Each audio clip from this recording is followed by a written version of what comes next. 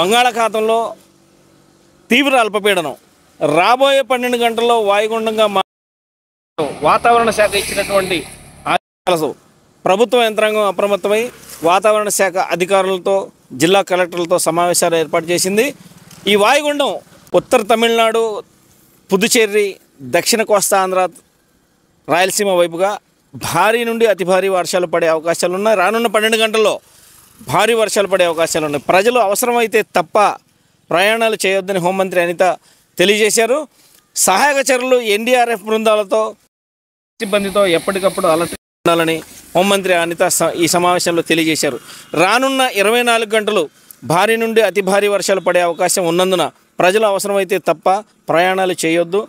మరీ ముఖ్యంగా తీర ప్రాంతాల్లోని ప్రజల్ని అలర్ట్గా ఉంచి వాళ్ళకు అవసరమైతే సహాయక చర్యలు ఏర్పాటు చేసి వాళ్ళని ఆ ప్రాంతం నుండి దూరంగా, అంటే ఏ ప్రాంతం అయితే ఎక్కువ భారీ వర్షాలు పడి నష్టాలు చేకూరుతాయో ఆ ప్రాంతాల్లో అత్యధికంగా ఉన్నటువంటి వాళ్ళని సహాయక చర్యలకు ప్రాంతాలకు తరలించాలని ఈ సమావేశంలో తెలిపారు.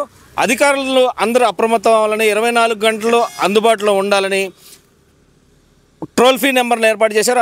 ఆ టోల్ ఫ్రీ నెంబర్లకు సహాయక చర్యలకి కాల్ చేసి ఆ సహాయక చర్యల్లో ఏ రకమైనటువంటి లోటుపాట్లు లేకుండా వాతావరణ శాఖ ఇచ్చినటువంటి ఆదేశాలతో ప్రజలు ఇబ్బందికరమైనటువంటి పరిస్థితుల్లో లేకుండా చూడాలని, ఎలాంటి ప్రాణ నష్టం లేకుండా జరగాలని.